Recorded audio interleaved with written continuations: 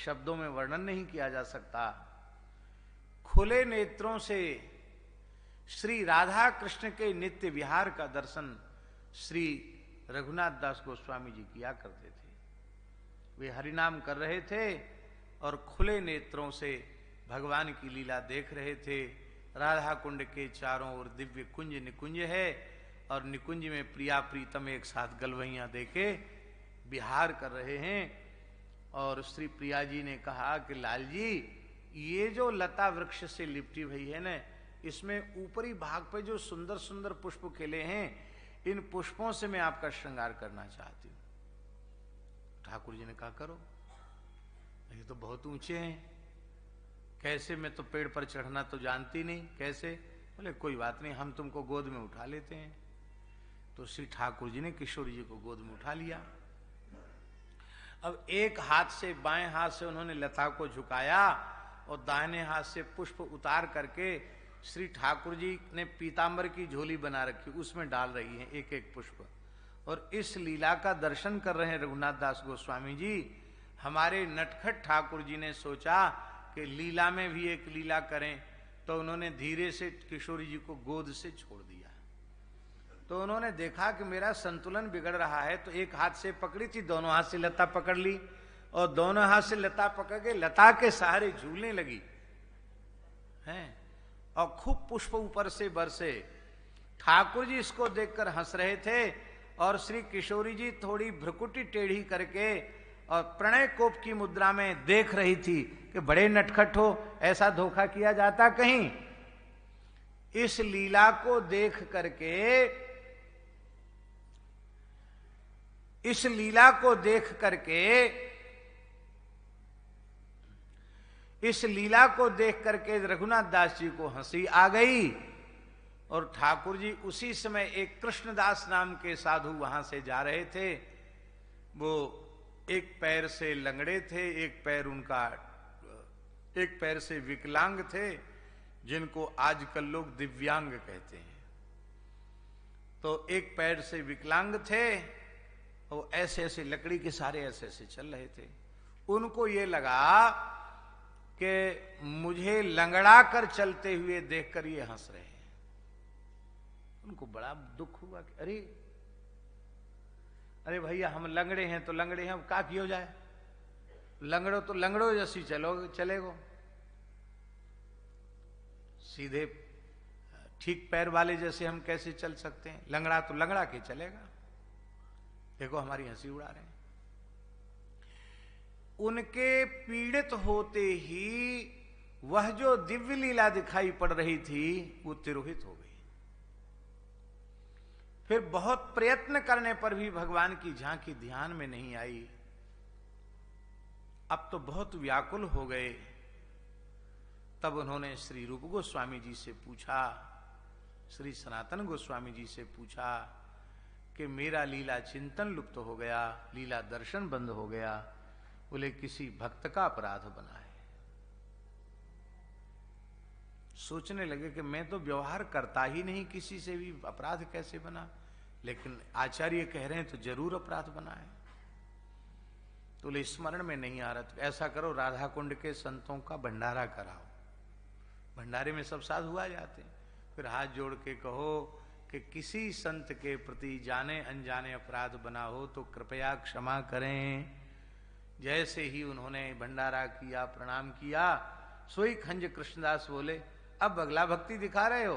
पहले तो हम लंगड़ा लंगड़ा के चल रहे थे, हमको देख देख के खीखी खीखी कर रहे थे, दांत निकाल रहे थे, और अब बगला भक्ति दिखा रहे हो। तब उन्होंने कहा आप क्षमा कर दो। अच्छा, अब हमने क्षमा कर दिया, तो आप क्यों हंस रहे थे? तो एकांत में जब उन्होंने बताया तब कृष्णदास रोने लगे। हाय हाय, मैं इतने दिन से ब्रजवास कर रहा हूं, मुझे एक झलक भी नहीं मिली और इनके नेत्रों के सामने प्रिया प्रीतम की लीला प्रकट होती है। कहने का आशय यह है कि इतने सिद्ध कोटि के भक्त श्री रघुनाथ दास गोस्वामी पाद और उनके द्वारा भी नाम मात्र के वैष्णव के प्रति अनजाने में बने हुए अपराध से लीला चिंतन बंद हो सकता है, लीला दर्शन बंद हो सकता है। जो प्रत्यक्ष वैष्णव अपराध, भक्तापराध जानकर करते हैं, उनको क्या प्राप्त होगा, ये विचार करने की बात है। इसलिए वैष्णव अपराध से बच करके भक्तापराध और भगवत अपराध, संतों में भेद करने से, वैष्णवों में भेद करने से वैष्णवापराध, और भगवत स्वरूपों में भेद करने से भागवतापराध, और इन दोनों से बचाने वाला ग्रंथ श्री भक्तमाल ग्रंथ है, श्रीमद् भागवत ग्रंथ है, इनसे बचाने वाला ग्रंथ है। तो स्त्री संगीनाम गतिमितस प्रथयश्चचार,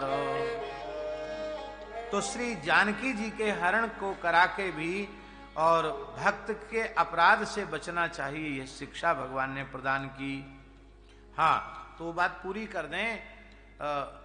तो हनुमान जी ने पूछा कि अब प्रायश्चित कैसे होगा आपका फिर? तो जानकी जी ने कहा, यहां से जाकर तुम मेरा प्रणाम राम जी के चरणों में पीछे पहले लक्ष्मण के चरणों में प्रणाम निवेदित करना। अनुज समेत गहेउ प्रभु चरुणा, दीन बंधु प्रणतारती हरण। अनुज समेत, नहीं तो लक्ष्मण जी तो नित्य प्रति चरण वंदन करते हैं माता जी का, पर आज माता जी कह रही हैं कि हे हनुमान जी, तुम जाकर लक्ष्मण जी को मेरा प्रणाम कहना और प्रभु के चरणों में भी मेरा प्रणाम कहना। जैसे ही हनुमान जी ने कहा, लक्ष्मण जी का प्रणाम स्वीकार, लक्ष्मण जी से कहा कि माता जी ने आपके चरणों में, प्रभु के चरणों में, दोनों के चरणों में प्रणाम भेजा है। इतना सुनते ही राम जी बोले, बस अब अवसर आ गया लंका विजय का, चलो समय आ गया, चलो मुहूर्त आ गया। लक्ष्मण जी तो बहुत बुद्धिमान, समझ गए कि अब तक नाटक इसीलिए हो रहा था क्योंकि माता जी ने हमको हमसे क्षमा नहीं मांगी। तो पूज्य संत श्री गोपालाचार्य जी महाराज कहते थे कि लक्ष्मण जी मूर्छित हो गए, मूर्छित हो गए, बेहोश होके गिर गए लक्ष्मण जी। भगवान ने उठाए, लक्ष्मण तुमको क्या हुआ? तो लक्ष्मण जी ने रोते हुए कहा कि वो मेरी माँ है, वो गाली दे सकती, फटकार सकती है, मार सकती है, आपने इतनी सी बात के लिए इतना कष्ट खुद सहा और माता जी को कष्ट दिया। आपने तो बिना मौत अपने भाई लक्ष्मण को मार दिया, आपने मेरे साथ अन्याय किया। ठाकुर जी ने लक्ष्मण जी को हृदय से लगा के कहा, लक्ष्मण मेरा अवतार मर्त्य शिक्षण के लिए है, भक्तापराध से बचने की प्रेरणा देने के लिए मैंने ये लीला की।